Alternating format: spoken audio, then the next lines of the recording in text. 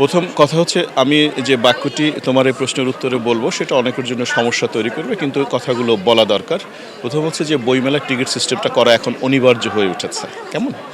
আহ, বইমেলা অবশ্যই বইমেলা, প্রাণের মেলা, 21শে ফেব্রুয়ারি 1952 সাল আমাদের ভাষা শহীদেরা জীবন দিয়েছে, সবই ঠিক আছে, কিন্তু শেষ পর্যন্ত বই তো একটা পণ্য। বই যখন তৈরি হয়ে যায় সব একজন লেখকের মগজ থেকে, সেটা একটি পণ্য। তার যখন মেলা হয় এটা বিক্রির জন্য হয়। আপনি যখন আসবেন, কিনতে আসবেন, এবং বাংলা একাডেমি কর্তৃপক্ষের কাছে আবেদন জানাবো, প্রকাশকদের কাছে আবেদন জানাবো যে আপনারা বলবেন প্রতি কথায় কথায় যে আপনি যারা মেলায় আসেন তারা অন্তত একটা বই কিনুন। এই কথাটা বলা দরকার। বই তো পণ্য, তো তা সুতরাং বলতে সমস্যা কোথায়? এই বিষয়গুলি এখন থেকে চিন্তা করা দরকার। অনেকে ফ্যাশনের জন্য আসে, ফ্যাশনের জন্য অনেক জায়গা আছে এই ঢাকা শহরে, এই বাংলাদেশে আপনি ফ্যাশন করতে পারেন, কিন্তু বই হচ্ছে অস্তিত্বের প্রতীক, চেতনার প্রতীক, এবং একই হচ্ছে আপনার মনুষ্যত্ব বিকাশের একটা আয়না। তো সেটা যদি আপনি ধারণ না করেন, আপনি সেখানে যাবেন কেন? চেহারা দেখানোর জন্য অনেক ভালো জায়গা আছে, ফেসবুকে ছবি তোলার জন্য অনেক জায়গা আছে, অনেক অনেক চমৎকার চমৎকার কথা সাহিত্য হচ্ছে, কিন্তু সমস্যাটা হচ্ছে ওইটা যে যাদের জন্য লেখা হয়, পাঠকদের জন্য, পাঠকরা তো সেই জায়গাটা স্পর্শ করছে না। আমি গত কয়েকদিন ধরে একটা প্রস্তাব দিয়ে আসছি, হয়তো অনেকে এটা পাগলামি মনে করবে, কিন্তু যদি বাস্তবায়িত হয় এটা পাগলামি হবে না। আমাদের এখন মনন এবং মেধা কেড়ে নিয়েছে এটা ডিভাইস, ফেসবুক ডিভাইস, এবং এটা হচ্ছে মোবাইল। কেমন? এটা এখন অনিবার্য হয়ে উঠছে, কিন্তু যখন পৃথিবীতে মোবাইল ছিল না, ডিভাইস ছিল না, তখন কিন্তু মানুষের সভ্যতা, প্রেম, ভালোবাসা, অনুরাগ কোনো অংশে কম ছিল না, বরং বৃদ্ধি পেয়েছে। তো সেইটা যখন একটা বিভাজনের মধ্যে নিয়ে গেছে, এটা বিভাজনটা থামানো যায়, কৌশল করতে হয়। সেটা হচ্ছে কি, শুক্র শনি রবি এই 3 দিন যদি বাংলাদেশে বা পৃথিবীতে নেটওয়ার্কটা না থাকে, নেট, তাহলে কি হবে? আপনার বাসার মধ্যে, তোমার বাসার মধ্যে তোমার মা, তোমার বাবা, তুমি এবং তোমার ভাই বোন, তোমার সন্তান আলাদা আলাদা থাকে। ওরা আর আলাদা থাকবে না, ওরা ড্রয়িং রুমে আসবে। বাবা তুমি কী বই পড়ছো, তোমার বইটা একটু পড়তে দাও। মা তুমি কী বই পড়ছো, বইটা একটু পড়তে দাও। বা বাবা যে বইটা পড়ছে সে বইটা ছেলেকে দেবে, তুমি পড়ো। তারা গল্প করবে, তারা ডাইনিং টেবিলে একসঙ্গে বসে খাবে।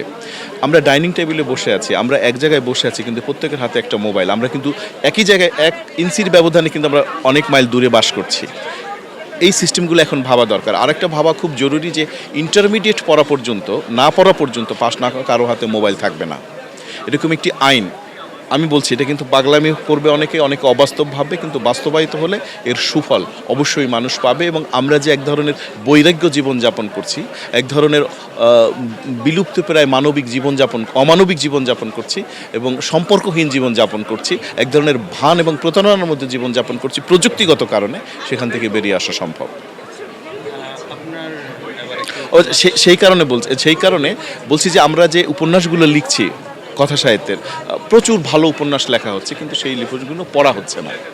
তো সুতরাং যদি এই ক্ষেত্রগুলো তৈরি করে দেয়া যায়, এটা তৈরি করাও কিন্তু একটা দায়িত্ব থাকে। রুচি তৈরি করার কিন্তু একটা রাষ্ট্রের, সমাজের, সরকারের দায়িত্ব। সেই দায়িত্ব থেকে এই কাজগুলি করলে আমরা আবার বইয়ের কাছে ফিরবো, আমাদের গল্প, আমাদের উপন্যাস আমাদের পাঠকরা পড়বে। আপনার বইটি সম্পর্কে একটু জানতে চাই, উপন্যাসটা। আমার 2টো উপন্যাস এসছে, 3টে উপন্যাস এসছে। ছোট একটা পাতলাদা সিরিজের, উড়িতেছে সোনার ঘোড়া পাঞ্জেরি থেকে। আরেকটা হচ্ছে মুক্তিযুদ্ধের উপন্যাস, কিংবদন্তির ভাগীরথী। এই ভাগীরথী নিশ্চয়ই তুমি জানো, পিরোজপুরে 1971 সালে গাড়ির পিছনে টেনে টেনে হত্যা করেছিল পাকিস্তানিরা, সেই পটভূমিতে উপন্যাস। সেটা এসছে জাগতিক থেকে। আর এই মেলা আমার গুরুত্বপূর্ণ যেটা, তুমি যেটা বলছিলে, মোকাম সদরঘাট। আমি দক্ষিণাঞ্চলের মানুষ, 40 বছর আগে আমি লঞ্চে এসেছিলাম, সদরঘাটে পা রেখেছিলাম। আমার মতো হাজার হাজার লক্ষ লক্ষ মানুষ এসেছিল জীবন ও জীবিকার জন্য। এই ঢাকা শহর এবং গ্রামীণ জীবন মিলে যে জীবন, এবং একই সঙ্গে লঞ্চের জীবন, লঞ্চে যাতায়াতের জীবন, লঞ্চে যে কী ঘটনাগুলো ঘটে সেই সব মিলিয়ে যে জীবন, সেই জীবনের পরিণতি, সৌন্দর্য, সেক্স, ভায়োলেন্স, বেঁচে থাকা, লড়াই, না খেয়ে থাকা, যাপিত জীবনের নানা রকমের কুসংস্কার, সংস্কার, ভালোবাসা, সব কিছু মিলে এই উপন্যাসটি এসছে মোকাম সদরঘাট, এসছে বেঙ্গল বুকস থেকে। খুব চমৎকার এবং একটা প্রাসঙ্গিক প্রশ্ন। কিন্তু এই গত 16 বছর ধরে যারা ক্ষমতায়, মুক্তিযুদ্ধকে ধারণ করে, ধারণ শব্দটা বলবো না, ব্যবহার, মুক্তিযুদ্ধকে, স্বাধীনতা যুদ্ধকে এবং পাকিস্তানের পাশবিক নির্যাতনকে ব্যবহার করে যারা ক্ষমতায় ছিল, তারা মূলত এক ধরনের ক্ষমতা চর্চা করেছে। কিন্তু মুক্তিযুদ্ধ এবং স্বাধীনতা যুদ্ধের যে নৃশংস নিপীড়ন এবং ঘটনা সারা বাংলাদেশে ঘটেছিল, 1971 সালে কোটি কোটি ঘটনা ঘটেছিল, 30 লক্ষ মানুষ জীবন দিয়েছে, 5 লক্ষ মা ইজ্জত দিয়েছে, নৃশংসভাবে জীবন দিয়েছে, সেই বিষয়গুলি তারা তুলে ধরতে পারেনি। তারা ক্ষমতায় একটা অন্ধ এবং বধির হয়েছিল। ফলে কি হচ্ছে যে এই প্রজন্মের ছেলে মেয়েদের কাছে তারা একটা ভাষ্য, মানে একজন বঙ্গবন্ধুর কাছে সব পাট্টা দিয়েছে, ইজারা দিয়ে দিয়েছে।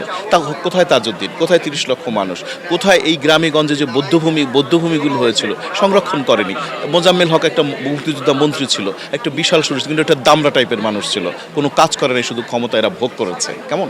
তো ক্ষমতা ভোগ করলে যে হয়, জনগণের সঙ্গে এক ধরনের পার্থক্য গড়ে ওঠে, তরুণদের সঙ্গে এক ধরনের পার্থক্য গড়ে ওঠে। সেই পার্থক্যটা গড়ে ওঠার ফলে এই যে 24-এর গণ অভ্যুত্থান এবং গণ অভ্যুত্থানের রেজাল্ট হচ্ছে এই, ওরা 52 থেকে চলে আসছে 24-এ, মাঝখানে 71 ভুলে গেছে, কিংবা ভুলাই দিতে চাইছে, কিংবা 71কে অস্বীকার করতে চাইছে। আমি মনে করি যদি তুমি স্বাধীন বাংলাদেশের মানুষ হও, যদি স্বাধীন বাংলাদেশের পতাকা, পাসপোর্ট, আবহাওয়া, জল, বায়ু, খাদ্য এবং মাটি তুমি ব্যবহার করো, জন্মগ্রহণ করে থাকো, অনিবার্যভাবে তোমাকে 71-এর কাছে ফিরতে হবে এবং ওইটা বুকে ধারণ করে বাকি সব কিছু করতে হবে। তার কারণ জন্মের ঠিকও যদি ঠিক না থাকে, কোনো কিছুই ঠিক থাকে না। মানুষ তখন অবৈধ বলে, কখনো কখনো জারজও বলে। আমরা নিশ্চয়ই সেইটা হতে চাইবো না। আমরা চাইবো টোটাল ইতিহাসটাকে ধারণ করে, টোটাল সৌন্দর্য বাংলাদেশের শত কোটি বছরের মানুষের যে চিরায়ত সৌন্দর্য, জাতি ধর্ম বর্ণ নির্বিশেষে বেঁচে থাকার যে সহমর্মিতা এবং লড়াই এবং মানবিকতা, সেইটা নিয়ে সকলের সঙ্গে বেঁচে থাকতে চাই। এটা চমৎকার বিষয়, বৈষম্যের বিরুদ্ধে আন্দোলন হয়েছে, অর্থাৎ বৈষম্যহীন সমাজ হওয়ার কথা ছিল। সেইটা যদি না হয়, তাহলে সকল আন্দোলন, সকল মানুষের জীবন দান ব্যর্থ হয়ে যাবে।